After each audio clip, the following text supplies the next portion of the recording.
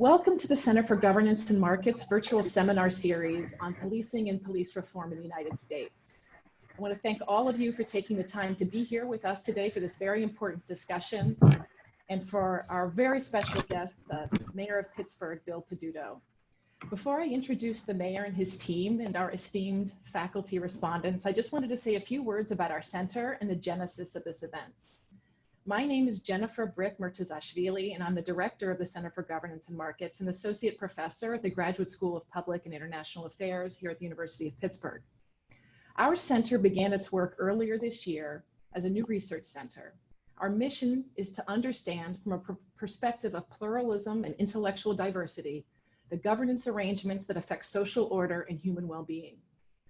We create space to explore and exchange diverse ideas and produce rigorous research and teaching on the impact of governance institutions, markets, and emerging technology on peace and security and prosperity in the United States and around the world.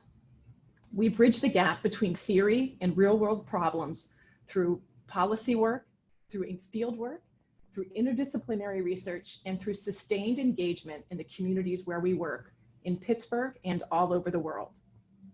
This conversation is part of our virtual seminar series we are hosting this semester on policing and police reform in the United States.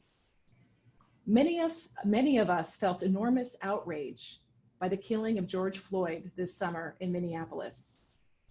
Many of us reacted to this tragic event in different ways. As policy scholars, we saw many interesting policy solutions emerge from our scholarly community, trying to solve this seemingly intractable problem. As a center that's committed to open inquiry and free exchange of ideas, we sought to respond in the way we were best equipped, to provide a platform for the world's top scholars on policing to present their work, their findings, and their policy recommendations at our center. This semester, we are hosting 12 scholars from around the world to talk about the issue of policing and police reform.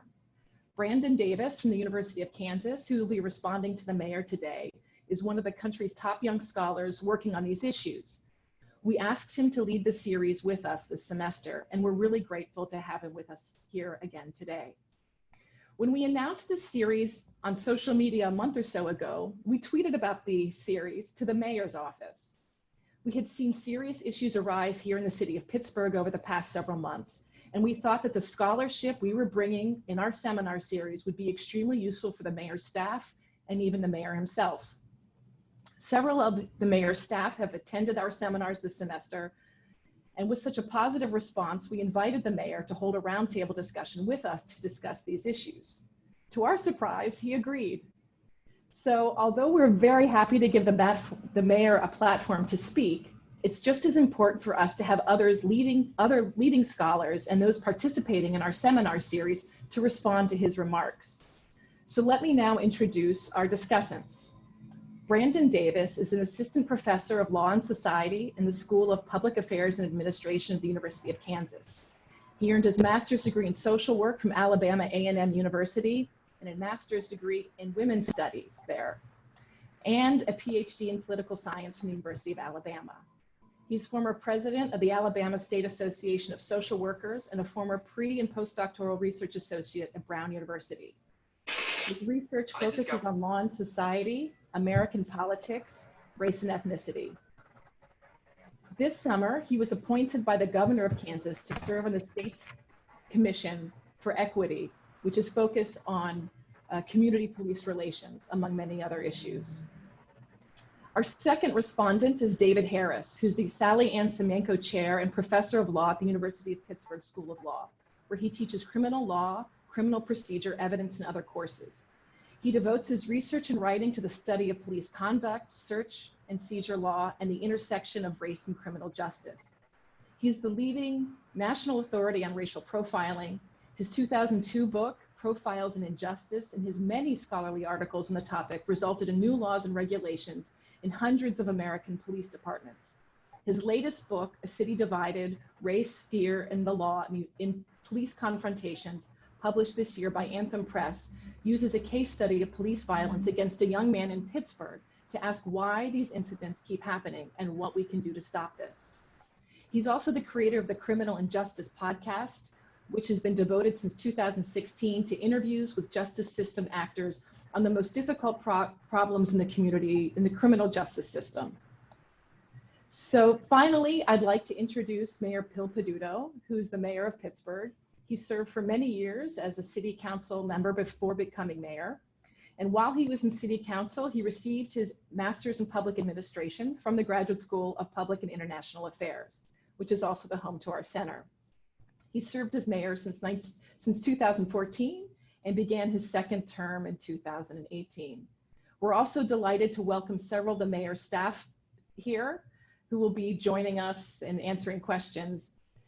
Deputy Chief of Staff and Chief Equity Officer, Majestic Lane, Assistant Chief of Staff, Lindsay Powell, Critical Communities Manager, Laura Dragowski, and Assistant Director of Public Safety for Community Initiatives, Shatara Murphy. So before we begin our discussion, I want to discuss how our engagement will proceed today. The mayor will begin with his remarks for about 10 minutes. He'll be followed by Professors Harris and Davis. After these presentations, I'll ask our discussions to respond to the mayor. And after this, we'll open the floor to questions. We're very excited to welcome all of you to our talk today. And we are excited to welcome all of you to this platform. You can enter your questions in the Q&A box at the bottom of your screen, and I will be sharing those questions with our guests. So thank you for listening to this long introduction. And without further ado, Mayor Peduto.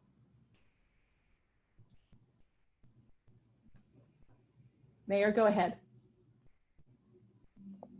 There we go. Sorry about that.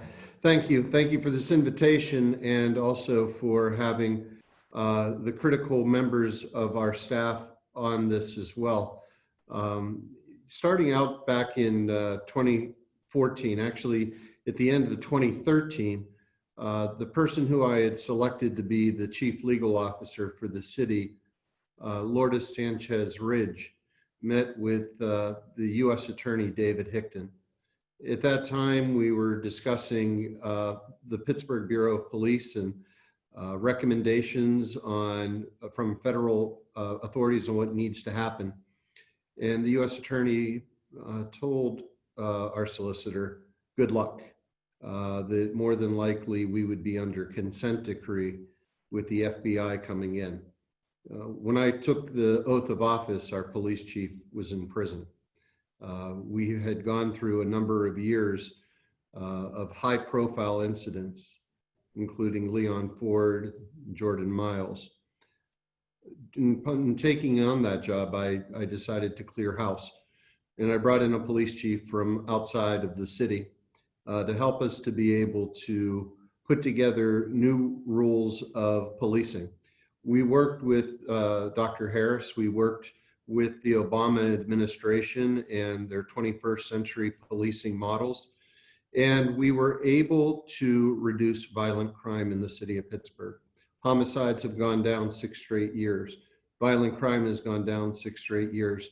In our areas of the city of lowest income, which include our Black neighborhoods, crime is down. The amount of complaints against police officers has gone down. The number of lawsuits against police officers has gone down.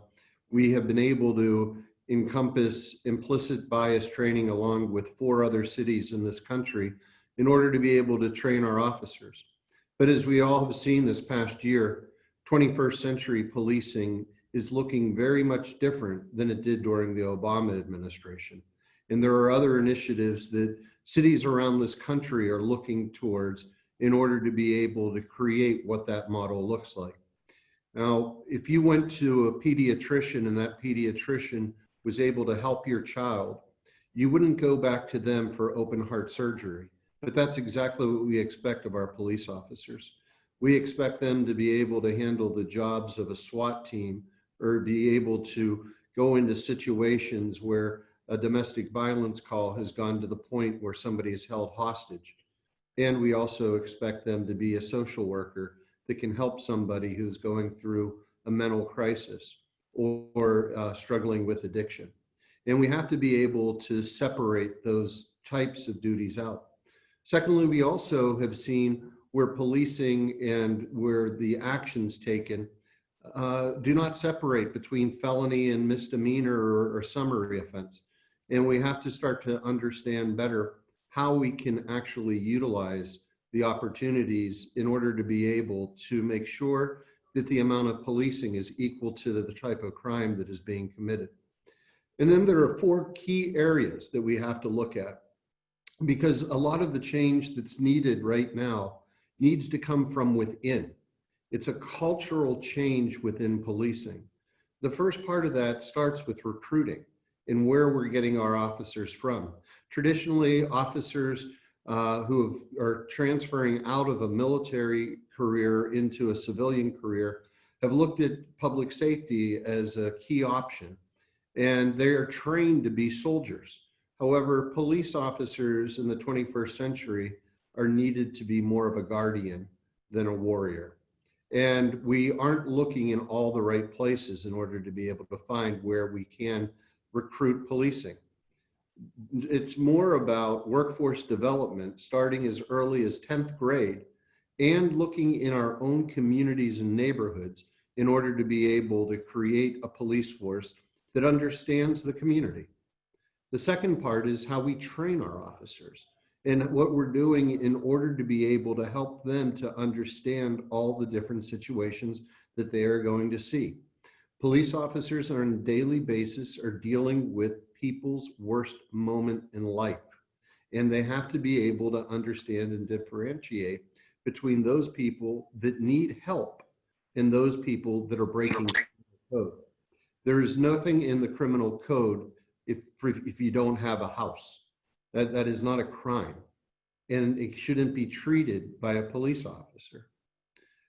Also, we have to look at how we promote, and that's where cultural change really has the biggest input, because when we promote those officers that support community policing, we're showing within the rank and file the type of policing that the community wants.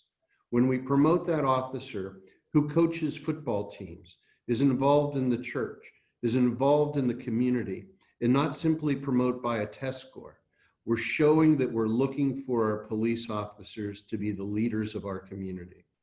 And finally, discipline. Most people don't understand that the rules of discipline are created by the state and then are handed down to the city. I have fired officers and they have come back. I have fired Officer Paul Abel and he has been able to come back. There are numerous officers within this bureau where the discipline doesn't stick because of the arbitration of the decision being handed off beyond the control of a mayor. And there is not any other employees other than firefighters where that would happen. If I fire somebody in the finance department, they're fired. They always have the right of their union to be able to challenge it, but it usually sticks. And we need that type of accountability. When people say the saying of ACAB, ACAB, and I won't even say what that means, that is completely wrong, and it is painting with a broad brush. The vast majority of police officers are good people who want to do right. But if I were to line up 100 people from any department, from planning, from finance, from the law department, from public works, from the police, there's going to be 7 or so that aren't doing the job right. And those 7 or so are the ones that need to be held accountable. Every time that a police officer puts on that uniform, they should be thinking about those that wore the uniform before and those that will wear the uniform after. And they should have a pride in making sure that there is an integrity to that. And that can only happen if we change the rules of how we can discipline. Those are the major areas that we're looking at right now, that the people on this with me from my office have already begun these changes, these next steps in 21st century policing, and the changes that we have been able to make over the past 6 years. Nobody's talking now about the federal government coming in and taking over the Pittsburgh Bureau of Police. And that's because our police have bought into this new model of policing. We've created civil affairs units and neighborhood units to be able to expand upon policing, not defunding it, but expanding it in the direction of more community-oriented policing. And it's important to understand this as well. We had 300,000 calls for the police last year. 300,000 calls that mainly came from our low-income neighborhoods.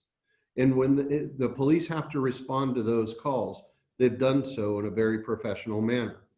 Now, if we are to defund the police, what will end up being cut are the community officers, are the neighborhood officers, are the officers that are working in order to be engaged with the community, because we can't turn down 911 calls. So when we talk about defunding the police, we should be cognizant of what we're talking about. The very thing that our leaders in our neighborhoods, not in the protests, but the people who actually live in the communities, have asked for. The East Liberty community has asked for their station to be returned, and we will be doing that. The folks in Homewood have asked for a mini station to be put into their neighborhood, and we're going to do that. In the South Side, the same thing. In Northview Heights, where we already have it, and in downtown Pittsburgh. And we're going to continue to invest in policing and continue to work to make it a model of a city in the 21st century. Great, thank you, Mayor Peduto. Professor Harris.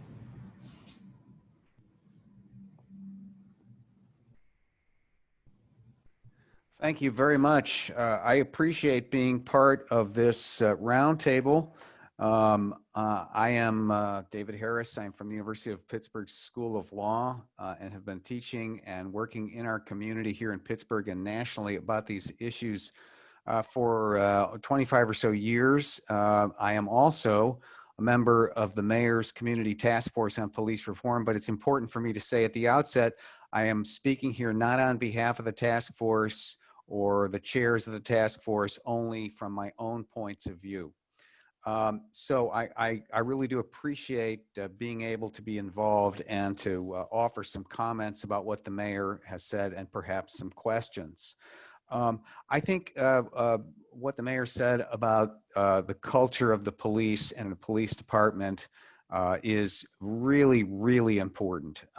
If we want the kind of policing that we can be proud of, it is ultimately about the culture. We will make, I'm sure, more policies and change rules and so forth. But the old saying is always that culture can eat policy for breakfast. And so we have to do the things that will change the culture of the department in the direction of the kind of policing we want. And I agree with the mayor, we should be looking for a police department that stresses guardianship and not a kind of warrior mentality. Policing isn't a war, and yet there is too much warrior thinking in policing nationally and in many places locally. So we want to be a place where policing will protect and serve everyone. And I think the question is how we get that. And the culture within the police department is one of the main ways that that either succeeds or fails. The idea that we should not expect police to do all the jobs that they are having to do now, I think is key to this. We know that we have many things that police are doing right now for us, many services they are providing, many calls that they are answering, which are not, it is not really necessary to have a pair of handcuffs and a gun to help somebody with homelessness, to help somebody with drug addiction, or to answer the many non-criminal calls that police get all day long. And police officers would be much better served, and we would be better served if they could be focused on the things that require them and their skill set. And so we should be thinking about which of the various things we have police doing now should be moved to more appropriate service providers. A person in a mental health crisis Most often, we don't need somebody with a badge, a gun, and handcuffs there. We need a mental health worker. And so we want to look for systems to be put in place. And I know the city is moving in this direction on some levels to not defund the police, but to take those responsibilities and move them to other agencies and actors that are more suited to doing those things. Will they occasionally need police help or backup? Yes, perhaps they will. But other cities have succeeded with this, and Pittsburgh should move in that same direction too.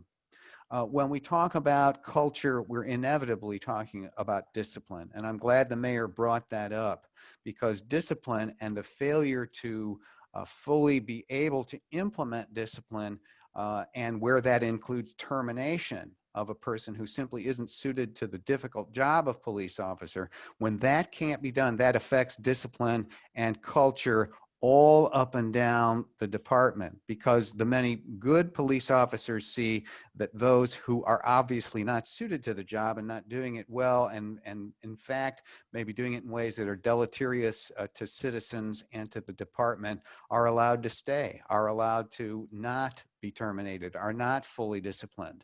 So I think that's a key issue for transforming the culture of the department. The mayor has talked about the state law in that regard. That's Act 111. That's, I think, a key idea that has to be explored. But I wonder whether there are other paths too, whether the department itself might get better at imposing discipline, at building files, whatever it takes, about the consistent misconduct of the officers who maybe don't belong in this very difficult job. Because when they are allowed to stay and when discipline is not imposed, I think that does not serve the citizens, obviously, and it doesn't serve the long-term relationship between the police department and citizens themselves. There has to be a degree of trust. And right now, I think that that is really in tatters in many ways. When people see a Paul Abel, and I hate to use the name, but the mayor did too, involved in a situation like he was just a couple of weeks ago at one of the farmers markets. And this officer was charged with some crimes. He was acquitted. I think he was, the department tried to terminate him, and he's still there. And when people see this, the general public, and when they see something like that, they wonder, what's going on? How could this still be happening? Does the department not care?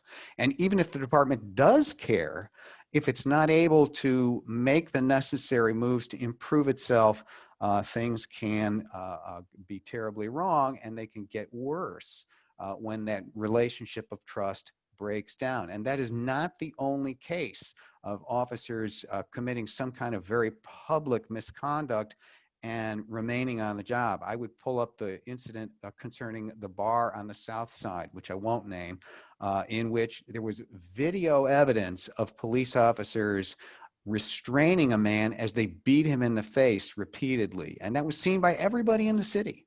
When that kind of thing is very public and the result is they're reassigned, people wonder, what is going on? Why is this allowed to happen?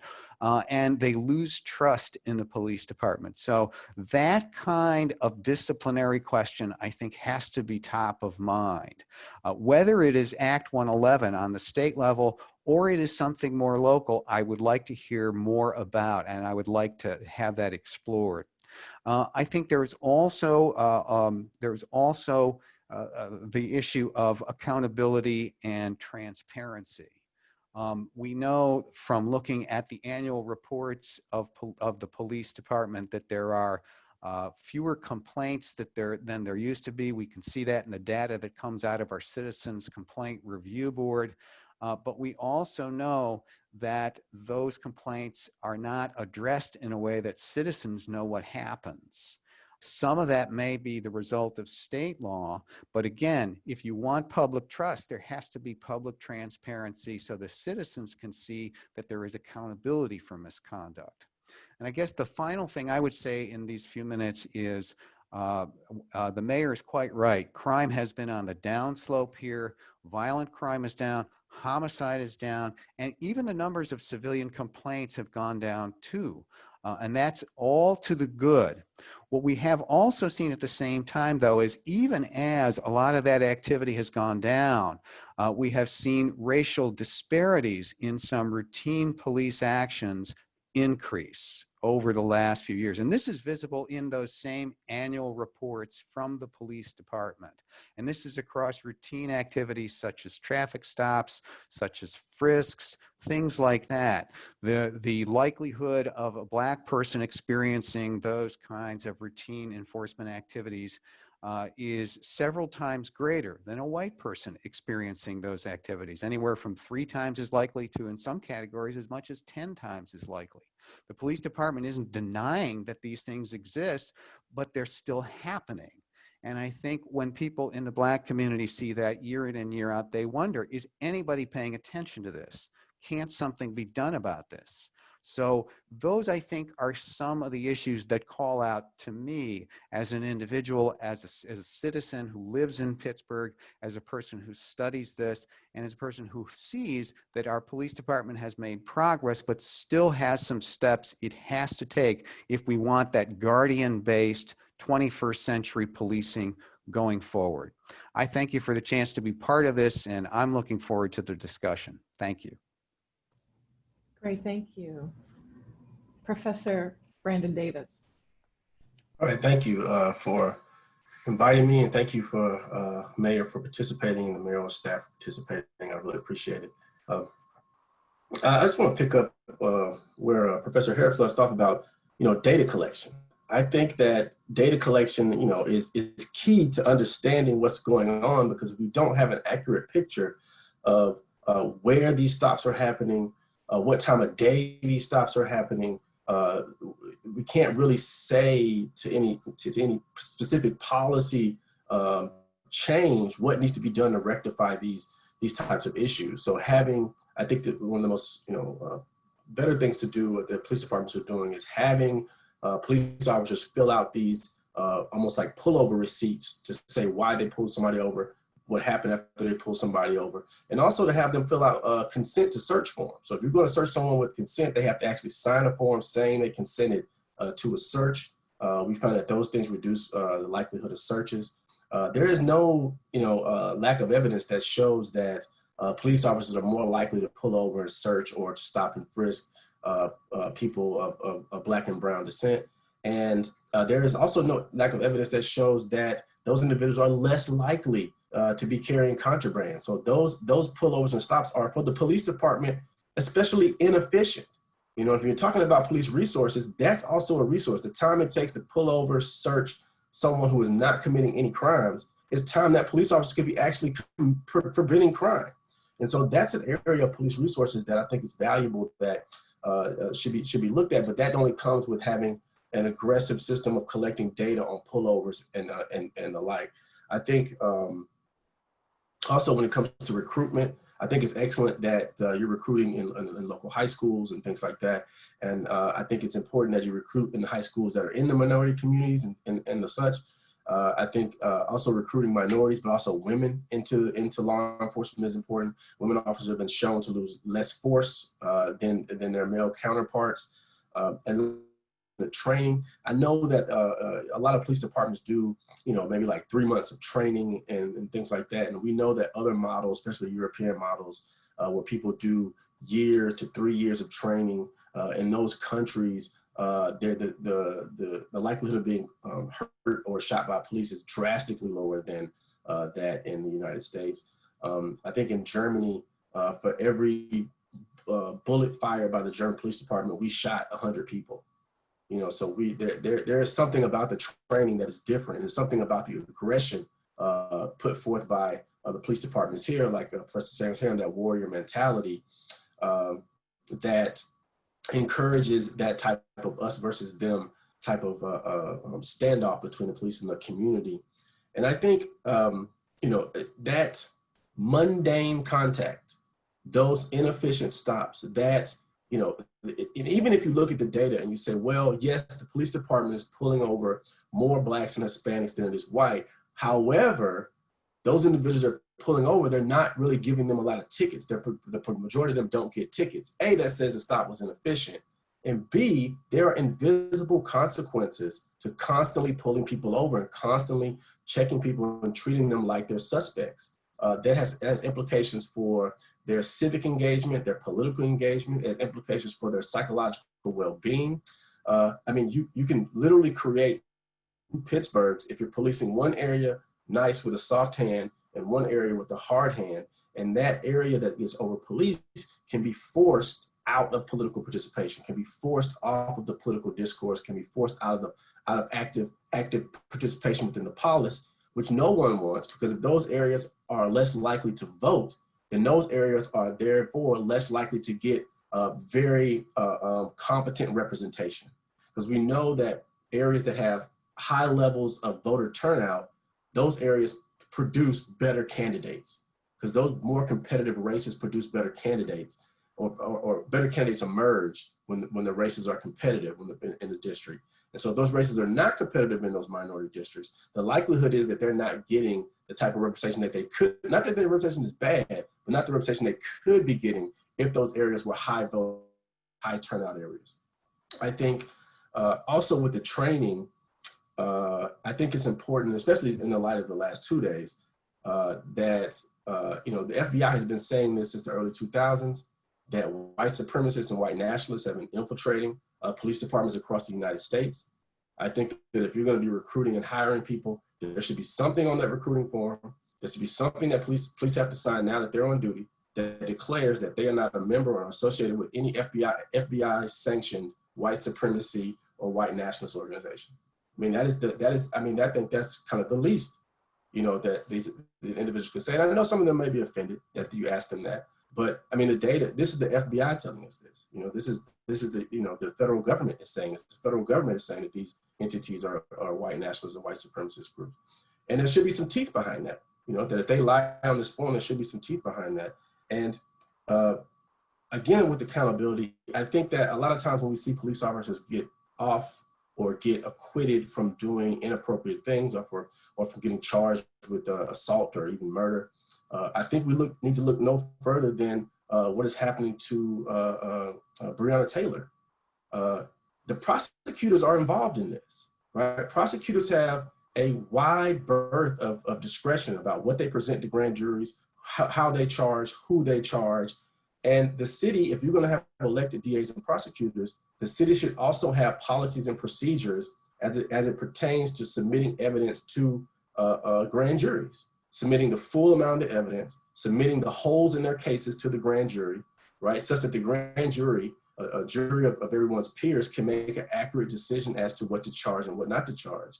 And you can't have prosecutors and elected DAs, or even if they're not elected DAs and prosecutors hired, going into those grand jury rooms and biasing the information that is given, and therefore biasing the charges that may be applied.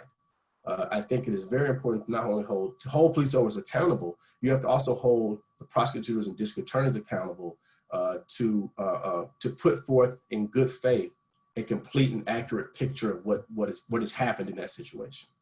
And again, I appreciate you hearing me out, and I thank you for participating. I know this is not easy for people to be but I appreciate your participation. Great. I don't know if the mayor wanted to respond to any of these comments.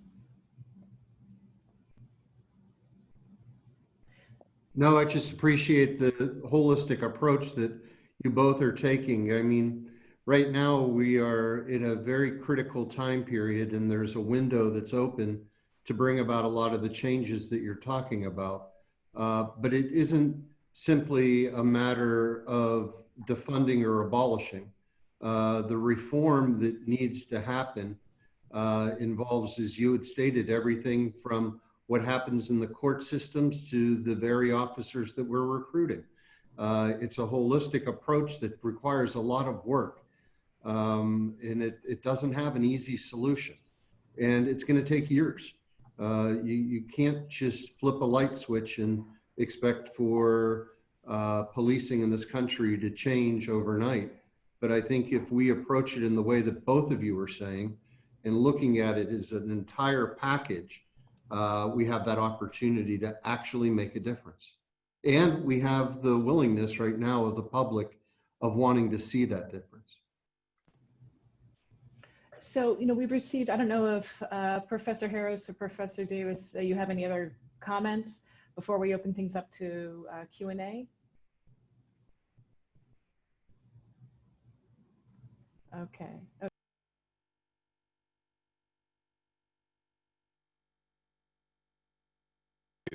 There we are. Yeah, I'd just like to echo one thing, and that is that I know that the term defunding and abolishing police is what gets the news coverage and the headlines, but I'm in the community a lot myself. I talk to a lot of people, and number one, it depends on who you're talking to. Everybody has a different idea about that. Number two, most people aren't thinking that way. They want to see a shift in priorities, and they want to see a shift in who has responsibility for the task, and then a shift perhaps in the funding to follow the responsibility. They want to see policing reimagined, not done away with.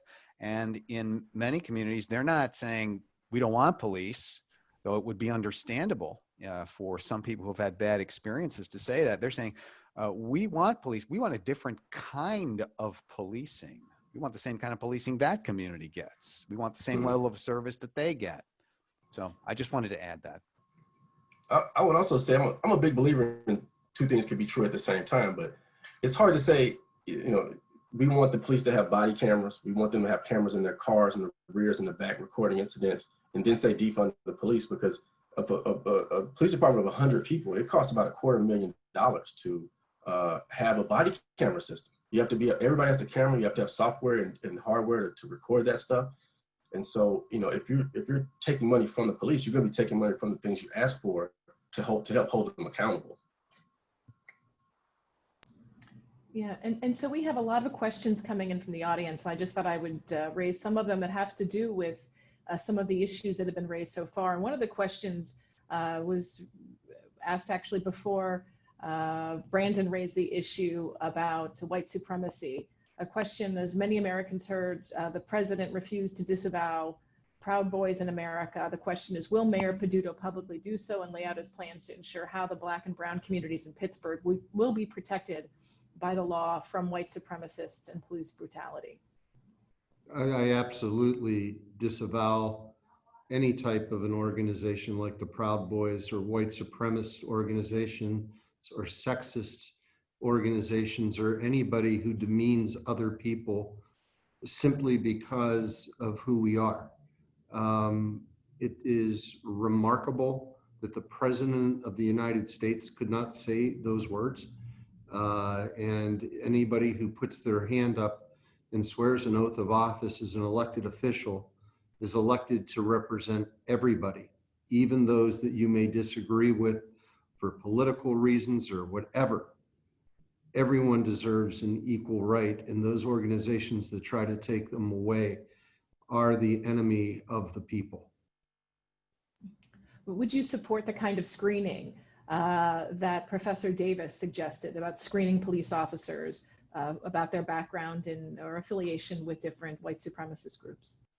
Yes, and we do to a certain degree in doing the background checks of our officers. I do not believe that right now we have the officers testifying that they are not a member of the group, but I would support that as well. And as far as the work within our Black neighborhoods, and spent 30 years in Pittsburgh's Black neighborhoods, getting not only to work with the community leaders, but all the way down to the football coaches and the people that are organizing the cleanups and everyone else. And I can tell you within the neighborhoods, the discussion is not around defunding the police. The discussion is around, we need damn jobs. And we need good paying jobs and not some other types of jobs. It's about, we need the police officers not to beat up our grandchildren.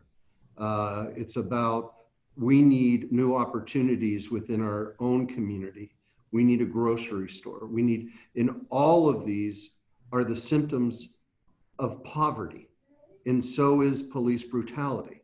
And how do we get to that point of where we're helping our neighborhoods like Belts Hoover and Homewood, like the Hill District in Hazelwood, is a comprehensive approach to addressing poverty. And my Deputy Chief of Staff, Majestic Lane, can go into a little bit more detail what we've been doing and what we plan to do within those neighborhoods beyond the basic services of city government. Chief Lane?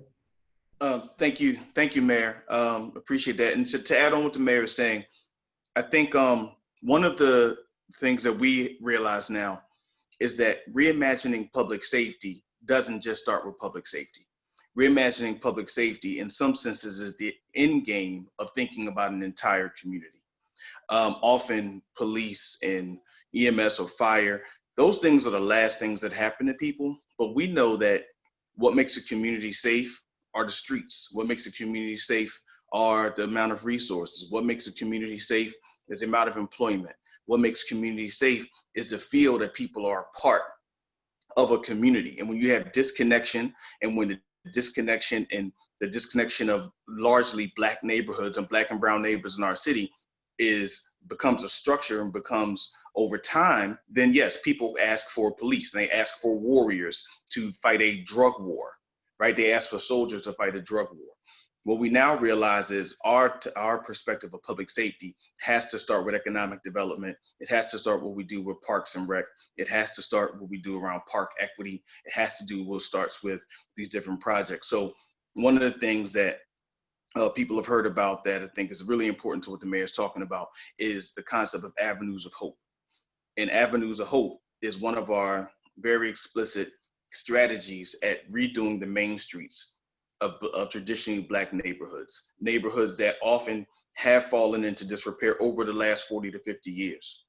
And so now we understand we have to continue to do targeted investment into those neighborhoods that often are as well a place where you may see some activity that then feeds into having police come and use often heavy-handed tactics to make people feel safe again. So we know that those kind of things become really important. Our engagement in hiring young people. We know our Learn and Earn program and our youth programs have employed more people every year since the mayor has been in office and continues to. And we know that we're looking to move to a year-round transitional jobs process where we know folks that want to work can have access to opportunities. We know about park equity. One of the things in our neighborhoods is there's not a lot of places to be because many of our parks in the Black neighborhoods, frankly, have been disinvested for a long time. And because when you don't have park equity, the parks aren't a place people want to be. They're a place people run from, and they run to corners and they run to other places. So we have a strategy to engage around park equity. And these are the kind of things that we acknowledge start to shift the dynamic of neighborhoods. When we start to shift the dynamic of neighborhoods, it makes it easier to start looking, again, more closely at this data and saying, before we said we had to do more stops in Homewood because it's dangerous. But as we're making the investments in human capital, as we're making the investments in brick and mortar, as we're making investments of people, then we start to ask the question of, okay, you don't need to stop people the same way you did because we've made the investments that actually start to change people's lives. So that's the practical way that from an economic development perspective, from a human capital perspective, we start to reimagine public safety. Reimagining public safety for us is a comprehensive strategy that we have now come to understand includes all the things that we're talking about. One of the last things that I'll share to the mayor's point is working with our Workforce Investment Board and a lot of other stakeholders is really the strategy on, yes, how do we get young people from our neighborhoods who see themselves as guardians of neighborhoods, young men and women from Homewood, the Hill District, the West End, to really start to look to participate in public safety writ large and actually creating a strategy where young people get the assistance coming out of the public schools and the charter schools and the CTE programs actually to an internship, to understand what it means to work in public safety, to get the best of what it means to work in public safety, to then go on to be able to take their tests and partner with CCAC around their credits and move into the academy. So we acknowledge that these are the kind of things in the broader strategies that accompany the changes that had to be made in the actual force that actually makes the city safer for everyone, lessens the ability to have the same kind of strategies that we've seen in response to crime that allows the city to be a place where everyone feels important and everyone feels loved. Yeah, Brandon. Yeah, I have a question just to build on what Chief Lane was saying. I mean, I think what comes to mind with that, and I totally agree with you, especially about the parks. I think that's a real underutilized thing to like make neighborhoods feel like neighborhoods. But where's the line between repairing, which sounds a little, and gentrification, right? So if you're going to go in and repair a street, and I'm assuming that doesn't mean just a street, that means buildings, selling property, getting businesses in there. Where's the stopgap to make sure that those properties and buildings don't go to, latte liberals who want to come in there and make businesses that the people that live there can't buy, can't eat, and can't afford to eat from, and things like that. And it just pushes the people who live in Homewood out of Homewood. It pushes the people in those areas out to the outskirts of town or to another town. No, very good point. And I think one of the things that we see in many parts of Pittsburgh, we still have the ability to think about what happened in East Liberty and what should have happened better, and look at places all across the country and really lead with that. So, for example, we have an affordable housing fund that allows us to put resources into deals to make sure there's affordable housing connected to the buildings and the work that we're doing in these particular places, right? Our partnership with our housing authority and our urban redevelopment authority that will make sure there's a certain amount of affordable housing ranging from 25% AMI, 50% AMI, all the way up, because we also recognize that there is a range of people in the Black community. There are a range of incomes in the Black community, and there's a range of experiences that people in Black communities want to have, whether it's that they live there currently or they like to return. So we want to make sure that we can do that. And the Affordable Housing Trust Fund is a really important tool in how we do that. The other part of it that you shared about the businesses, which is a big thing that you've seen across the country, is commercial gentrification, where maybe the neighborhood, the people didn't change in the neighborhood, but the businesses changed, which makes people feel psychically disconnected from their neighborhood. So what we're actually working on is a program called the Catapult Program. And the Catapult Program is along with Circles PGH, and we've done some deep investment recently into that program, and will continue to at our Urban Redevelopment Authority to actually support Black women entrepreneurs to be in East Liberty, to be in the Hill District, to be in Hazelwood, to actually build their businesses there, right? Our support in working with Greenwood Week and Cocopreneur, again, Black women entrepreneurs who are looking at how do they build their lifestyle businesses and build their engagement businesses in the neighborhood, and be able to signal boost with the support of the city, with the support of our agencies, to make sure that by the time those neighborhoods seem a little more interesting, that folks have become invested, they've become owners, that they're in those places, building those places, so when people come, they can come to support, but not to supplant. So we're trying to be very intentional, acknowledging that challenge, acknowledging how capital moves, but also putting people first and getting the chance to make sure that public capital has connections to it and has things that allow it, the people that are there to stay and flourish. If I could add really quickly to that point, I think the other thing to start with, the initial point you start with is, you say Black. You want Black people to stay. You want Black businesses to stay. You want Black communities to stay.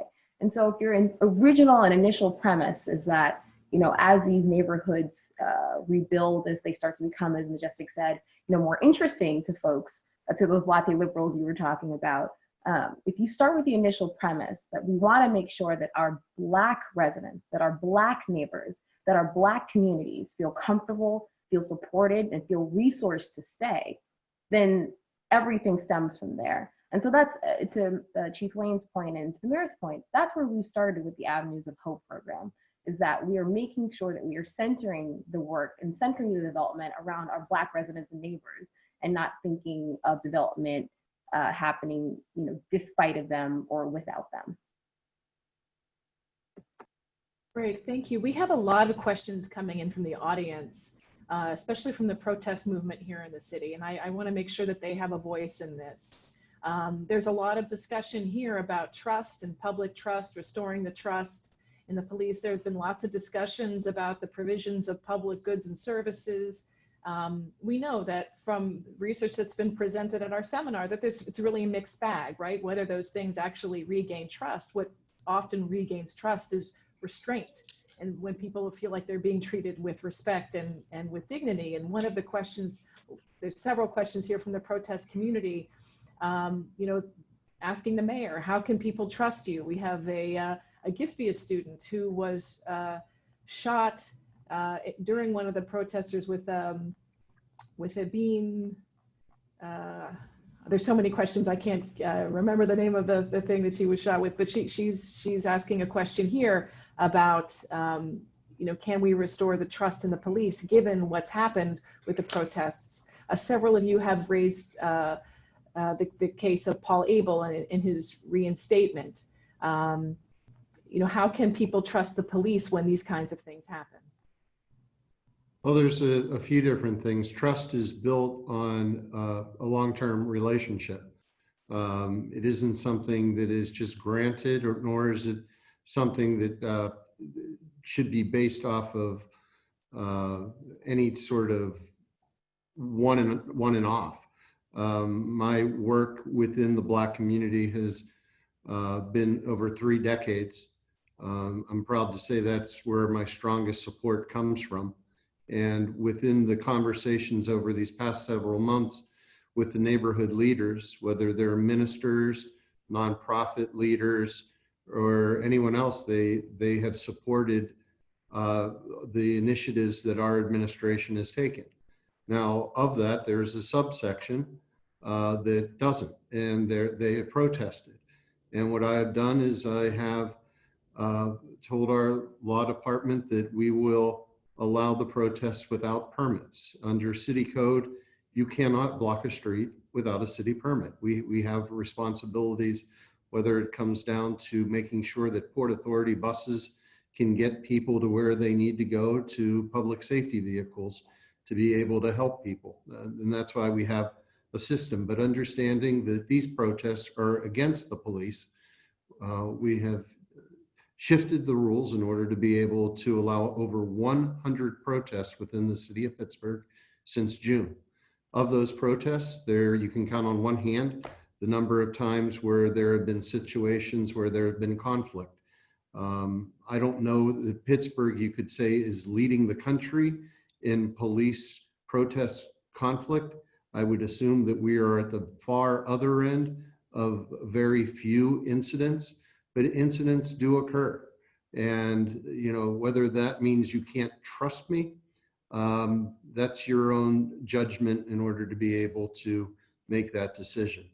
But as long as I have the support of the Black community, and they are telling me that what I've been doing is right, then I know that I'm serving in the way that I was elected to do so. I'll say this, you know, my friends who I grew up with in high school, I stay in touch with, and they're texting me and they're like, why are they protesting you? Why aren't they protesting Trump? Why are they at your house? And I said to them, because you know, they're pretty upset about this. And I just said, look, if I'm doing my job right, I'm going to get protested by both sides, the far left and the far right. If I'm doing my job and I'm only being criticized by one side, I'm doing my job politically. And if I'm doing my job and I'm being protested by nobody, I'm not doing my job. So if you take the position of leadership in times like this, when authoritarian figures are disliked, you better be willing to take the punches from both the left and the right. And you better have a true North Star calling of what it is that your purpose is to do. Mine is to improve the quality of life of all in the city of Pittsburgh, and to do it by providing equity and in realizing where the disparity exists, and to be able to show that we're doing better. If I could, Mr. Mayor, I think maybe some of the questions that are coming in have to do with the use of, pardon me, various crowd control techniques that folks would put their fingers on. Use of tear gas, use of rubber bullets and other munitions that are called less lethal and so forth. Bag round. Yes, and I wonder if, having seen some of these things go the way they have, and you're right, Pittsburgh isn't near the top of cities that are using these tactics or have had to resort to them. I wonder if you've given thought to how crowd control is being handled, how it might be improved, whether we actually need to be using tear gas, things like that. Because when people have experienced this, it does seem to leave a mark, and I wonder if it's time to rethink some of these things. Thank you. Yes, as I was talking earlier about the Obama administration's 21st century policing strategies, Pittsburgh was very involved in that. And part of our involvement was around the use of less lethal. One of our officers was involved directly with the U.S. Attorney's Office in working on what the appropriate use of less lethal would be during incidents. Obviously, less lethal is an important tool within any police department. When you're dealing with a situation of a domestic violence where somebody is being held in a house, you don't want to just have the option of using a gun. You want to be able to have that option. Where I think that we need to redefine it, since the 21st century policing report came out, which is only 5 years ago, is in the areas of defining a misdemeanor from a felony. If somebody is closing a street, which is a misdemeanor, does it really warrant rifles and officers in plain clothes jumping out of an unmarked vehicle? No, that's a situation that you need when you're dealing with sex trafficking. But when you're dealing with a misdemeanor, it should be handled in a different way. When you're looking at protests, does it really warrant the use of tear gas while there aren't felonies that are occurring? No, because you're dealing with misdemeanor. The actions should fit the crime. And in too many of the cases, up until about 3 weeks ago, it seemed like some of the actions that we were taking went beyond what I believe should have been the use of deterrence. And not only deterrence, but being able to bring the situation down and de-escalating. And in those instances, I do feel that we escalated the situation needlessly. So I changed the command. The people who are responsible for making those decisions are no longer in the position of making decisions. They have been replaced, and that command center has been increased to include people like Assistant Director Shatara Murphy to be in the decision-making part before the actions are being taken. And maybe I could turn it over to Assistant Director Murphy to talk about how these decisions get made, because it's not me sitting at my home with a button that says tear gas. It's done through, it had been done through simply police, but it now involves more of a widespread approach. Thank you, Mayor. It was primarily police in the room making that decision, and we needed to add some civilians so that we can operate with a little grace and understanding. And grace and understanding, I get into our civil affairs team. We have a really good group of officers that are on the ground for every single protest, and they were put there for communications purposes so that we can make sure that we are supporting the needs of the protesters in those moments. Because, you know, when you're in a command post and you're looking at things from a high level, if you will, it's not always what it actually is on the ground. And so we have that group of officers that are constantly on the ground, marching with our protesters, communicating so they can report back to the command post and say, hey, you know, it's not a bunch of people, you know, still going down X Street or Y Street. People are actually starting to disperse and go home. They're actually just on the ground right now talking about their plans, what they're going to do, you know, what the next steps are. And without having that group of officers that are out there communicating with our protesters, there was a lot of misunderstandings. And so, yes, our civil affairs team are still police officers. They wear their civil affairs attire, but they are there for communication purposes. And then also, too, having that civilian touch in the command post, we can pause for a minute.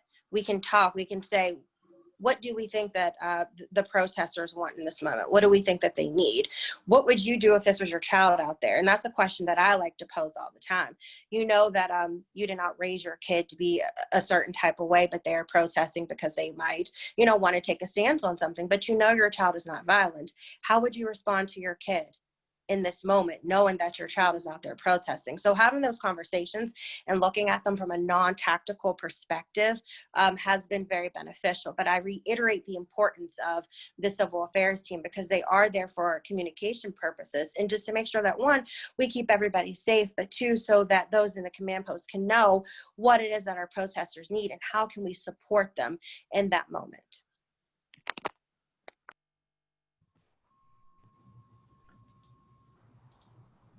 Let me give you one specific example of a recent event.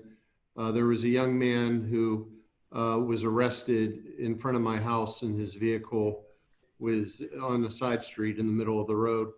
And he had locked himself in the vehicle, and he refused to turn himself over to the police. From a tactical operations standpoint, what going by the book would do would be for SWAT to be called in, for the window to be smashed, and for him to be pulled out of the vehicle. Instead, with the new command in place, we were able to contact the DA's office. We were able to get a negotiator onto the scene to help to mediate it. We were able to get a family member at the scene to be able to talk with him. When he finally decided that he was going to open the door and to exit the vehicle, we worked with the protesters to be able to take his vehicle home instead of towing it to a tow pound. We worked in order to be able, when he said, I want a black officer to arrest me, to have a black officer come to the car. When that officer was there, he said, no, I want a black female officer. And we got a black female officer. We were able to have him taken to the county jail along with somebody else with him. And we handled the situation in a way to de-escalate it. If we had gone by the tactical rule book, like I said, his windows would have been smashed and he would have been pulled out. What's having a different command staff in place has allowed us to do is to be able to look at things, not just through the lens of the tactical operation side of it, but what the long-term effects will be between the relationship between the police and the community. Great, and we have about 20 minutes left, and there are a couple of big themes I want to touch on that are coming up in the questions. One has to do with the role of the police unions and discipline. A number of people have mentioned in the questions, and several of you have mentioned in your own comments, the reinstatement of Officer Abel, and you know, there are questions about the process, about how that happened, and the role of the police unions. People are talking about defunding the police. There's also calls to get rid of the police unions. Some people here are claiming that they're a major obstacle to reform. What can you say about this? Do you think that the union protections that protect problem officers can be changed? What can happen with police union oversights? Are there challenges? You know, do the police unions present an obstacle to having stronger accountability of officers? Yeah, I think especially for those that are, you know, just fire them, or it's really important to read Act 111 of the Pennsylvania State Code. Act 111 for all municipalities, not just for the city of Pittsburgh, it sets in place the rules of engagement with police and firefighters. In 1968, this act was written in order to make sure that police and firefighters could not strike. It's a right that is given to all unions in negotiation to be able to strike. It has been taken away from police and fire. In return for that, police and fire unions lobbied for many very different areas of where cities are limited in action, and the state has preempted cities from being able to do anything about that. Since 1968, Act 111 has never been amended. It has not even been brought up for a vote to be amended. It is the sacred grail of Harrisburg, and both Democrats and Republicans will not bring it to a committee to be discussed. If you want to see change happen, you need to make sure your state legislators have the courage in order to be able to have a discussion. We have been working with State Representative Jake Wheatley on a series of amendments to amend Act 111. When protesters come to my house and say how I am the protector of the FOP, I don't think you realize that the FOP has opposed me in every single election I have run for since 2001. Every single race. That I am one of the few or only elected officials in the state that has called for the amending of Act 111. And if you can find your colleagues in the State House of Representatives to be able to have the courage to speak up and say they're willing to oppose it, then maybe we have a chance to make a difference. I fired Paul Abel. The state law overrode me. And not only was I forced to hire him back, but I was forced to pay back salary, taxpayers' money. How would you suggest changing this law, if you could? It would require a series of amendments that would go around the disciplinary action and around the contract and negotiations that are done in what can be discussed during the contract and what cannot be. It is opposed by both the FOP and the firefighters union. But I do think that there's a window of hope and opportunity this year or next to be able to actually have this discussion. To this point, there has not even been any appetite to discuss it, let alone putting anything in writing, let alone bringing it before any committee since 1968. And so you sense that that's changing right now? Well, the conversation that we're having is not only with State Representative Wheatley, it's with several other state representatives and state senators from both sides of the state. Here's a question for you. Why is the police budget increasing every year, though crime has been decreasing? Crime has been decreasing because our police budget's been increasing.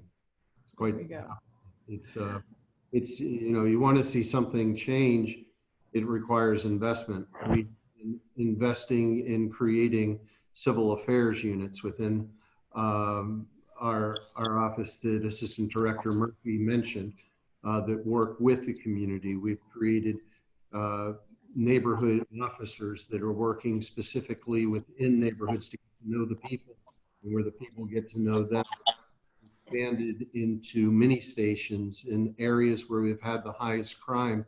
We've increased and created liaisons within the Hill District in Homewood that work directly in the lives of young people to be able to make their lives better. We've invested in technology to make policing better. We've invested in body cameras because the people wanted them.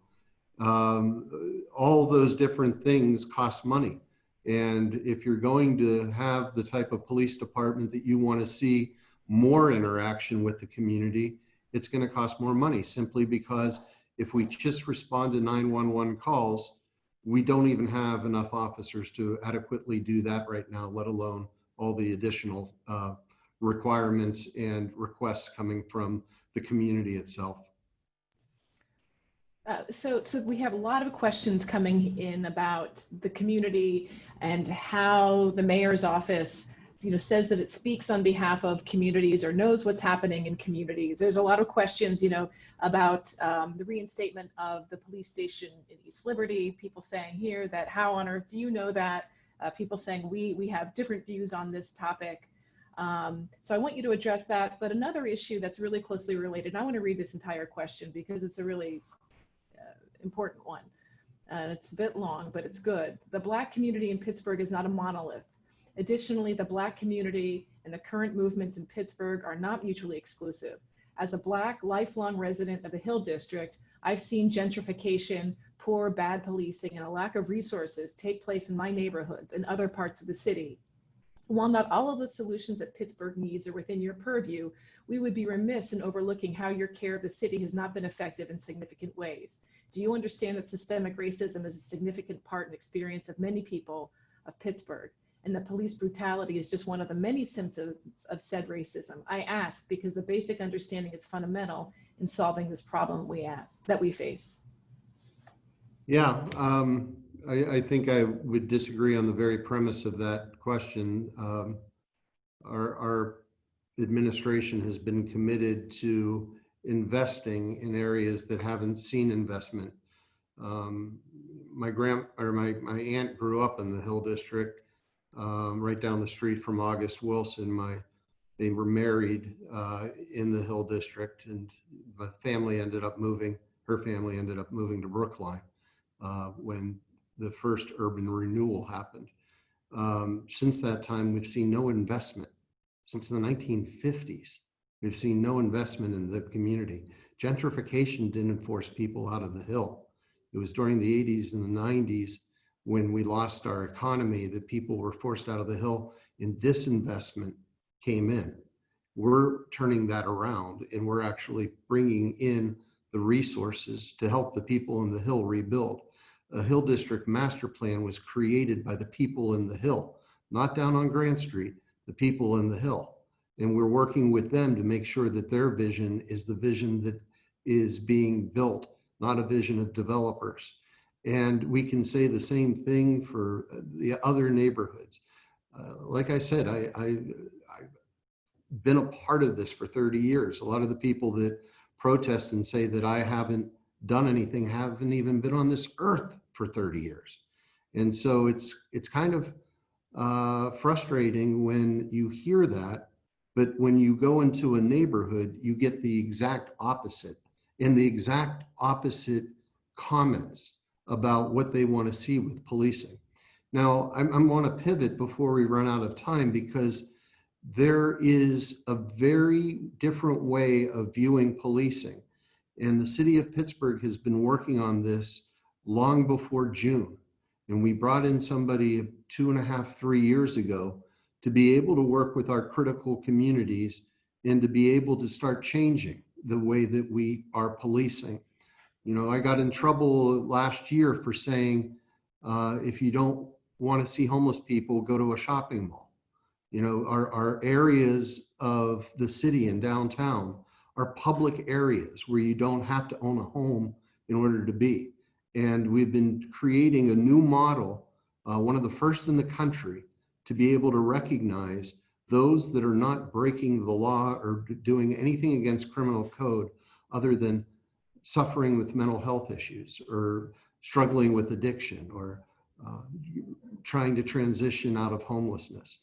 And we brought Laura Jagalski in, who has worked in this field through Prevention Point as the chair of Prevention Point, to be able to put together an entirely new office within the city of Pittsburgh. And her work now is expanding, and we've been getting partners to work with us in order to create a first of its kind model in this country. Laura? Hi, Mayor. Thank you so much, and thank you for including me in this conversation.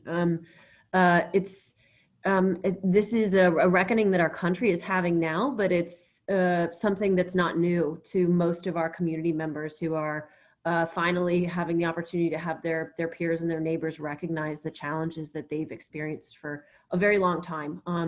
I saw in the comments that someone had asked about the war on drugs. The war on drugs is an absolutely racist war. It's one that has changed the face of policing in our country. It is one that has massively disproportionately harmed Black communities, particularly Black men and boys. Undoing that is necessary, but it's not quick. I think that the reckoning we see, the recognition that we see now is so critical to drive change. And yet that change won't happen as quickly as any of us want it. And that's because we need it to be durable. And you know, if you don't mind, there was a statement by the FOP president from the NYPD, not necessarily someone that I would find myself aligning with typically, but I think he said something really important. And that statement was, if they, referring to, you know, the administration, the government, if they want to shift responsibilities reasonably, do it. But where are you going to put it? Who is going to do it? When you fail, who are you going to ask to step up? I got the answer. They're going to come back and give it to the police department. And the important part of that is we don't want that. Police don't want that. You know, I mean, I have 3 years with working with law enforcement. It's been eye-opening. It's been surprising. The scope and scale of the job that we are presently asking law enforcement to do is not reasonable. Holding people accountable for a job that has no description is not reasonable. And that's because police play the role of the safety net to 911. If you call 911 in a crisis, police will show up. Are they the right responder? Sometimes not, oftentimes not, but they will show up. And so to Chief Lane's point, you know, we need to look upstream, investments in communities, education, healthcare, human services. As those systems are more effective, more supportive, and more responsive, the role of police is naturally minimized in those situations. That doesn't mean there doesn't need to be accountability. It doesn't mean that there doesn't need to be training and resources. But critically, we're all, you know, the analogy, the public health analogy is that people are swimming in the river, and the only time we're jumping in to save them, and everybody's at the rapids now. We're all going in at the rapids to get them.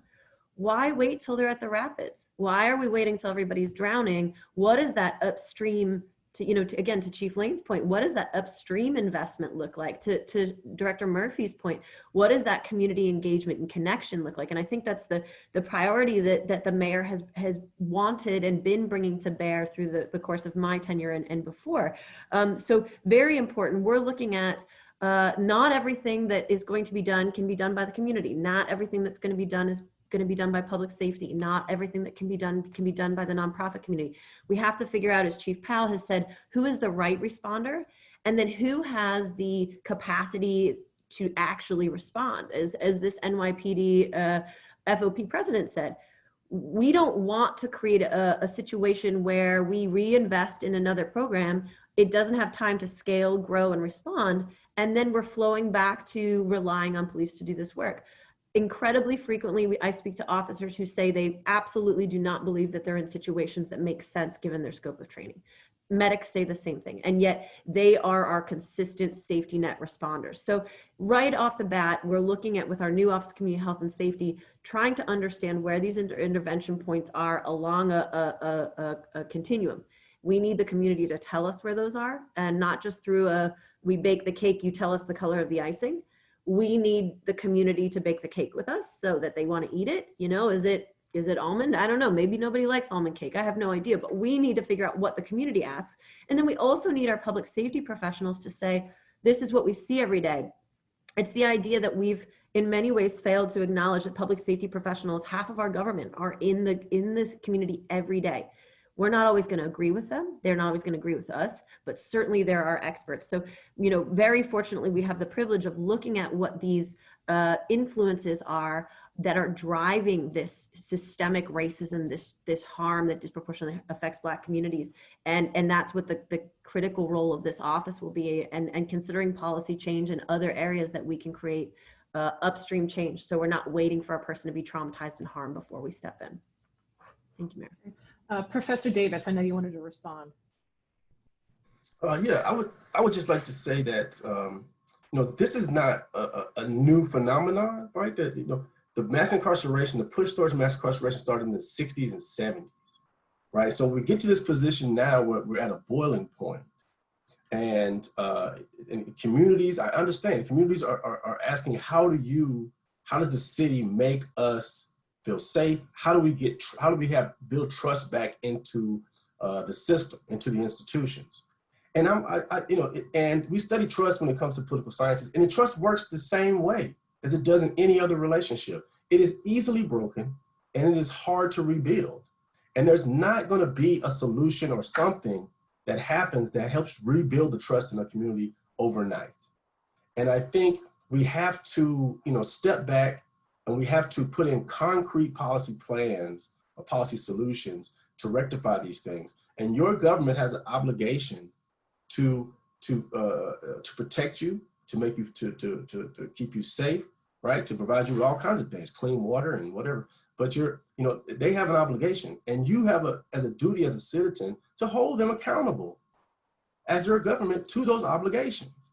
And so, it's going to take some amount of time to build back this trust. And it is in that relationship between the institutions and the citizens, right, is one that goes both ways. The politicians, they're responding to this moment, but it's gonna take time to build this trust back. I mean, I completely understand, the angst, the frustration. I'm not from Pittsburgh. I'm from a small town in Alabama. And in my time, and I'm not so young anymore, but in my time, I've been hit in the head with a nightstick by a police officer. I've been maced by a police officer. I've been extorted for money by a police officer. I've been held down in a hot police car by a police officer. I've been made to lay down in mud by a police officer. I've been held at gunpoint by a police officer. I don't know how many times, right? And so, that doesn't go away, right? That doesn't go away in my psyche, right? But it's on my government. It's on my local government, right? To make me, to prove to me that they are doing things to make me feel safe. But I have to also understand that cannot happen overnight. That is not a process. There's no magic button that can be pushed that can rebuild this trust overnight. And we also have to understand that there are state and federal policies that are pushing police departments and pushing law enforcement agencies into mass incarceration, into aggressive policing, right? There are other factors that are pushing agencies into that. And so, just as the mayor was talking about Act 111, right, there are other pressures on local governments to push people into these avenues of mass incarceration and over policing. But again, that trust, I know you want it. I know it's something that the communities need, but also that trust is not something that can be remade overnight. But your city does have an obligation to commit to rebuilding that trust. Great. Thank you, Professor Davis. I know we'll just give Professor Harris a few seconds to say something before we wrap up and return the floor to the mayor. I will just take a minute. I think it is important, as the last question stated, to understand all of these things within the long-term context of institutional racism. We all know it's been there. You can see it in the history of the Hill District, which the mayor was talking about before. The Hill District changed because the city decided to destroy the lower hill to build the civic arena. And that led to a huge outflow of families into other areas. Housing became overcrowded. Neighborhoods were busted. There was redlining. There were all kinds of problems that were the result of civic and government decisions well before any of us were on the scene. And so those things make it incumbent on us to do the things that the mayor was suggesting with rebuilding towards equity in every respect. Whether it is the parks, as Chief Lane was saying, whether it is housing, or whether it is more directly related to public safety, all those things count, and they count a lot. When we focus down into public safety, when we talk about policing, we have to realize it takes every day doing things right all the time to build those little accretions, those little layers of sand of trust up and up and up. It only takes one bad incident to tear all of it down, to make a big hole in it. And when you suffer violence or misconduct at the hands of the state, it's just fundamentally different than any other kind of violence you could suffer. So we have to understand that we envision the police we want, we have to demand the kind of policing we want, and we have to make sure that when we don't get it, there are consequences and changes. I think that's what a lot of people have been stating and missing. And whether it's Act 111, whether there is some deeper problem in how the police department operates, that has to be ferreted out and addressed directly along with these other problems. And I really like the way this discussion has enlarged the picture from just policing to many of these other issues, because they all touch on whether people can have a good life and feel safe and make a living and be secure. Great, thank you. Mayor Peduto, I don't know if you want to wrap things up with a few words. Well, first I want to thank you. You know, we need more discussions like this. And to those that hung on, I see there's still about 90 participants. Thank you for being with us and for the difficult and tough questions. If we're going to actually see real change happen in policing, it's going to be a community-wide effort, and we have to find ways to win people's minds and hearts in order to be able to do what is right. In my years of working in government, I've never seen the door as open as it is right now, not only in police reform, but in investment into underserved areas. You know, part of our Avenues of Hope is being funded by PNC Bank, and they came to us. We have these opportunities right now to build a lot of goodwill around the issues that both professors spoke of, around the ability of what our staff spoke of the 360 approach to dealing with poverty. We didn't even talk about basic income, but another initiative that the city will be taking that's an absolutely critical component to be able to start to move toward a federal program. Cities are the laboratories of democracy. And if we're going to see the changes occur in Washington or Harrisburg, they have to begin happening in cities like Pittsburgh.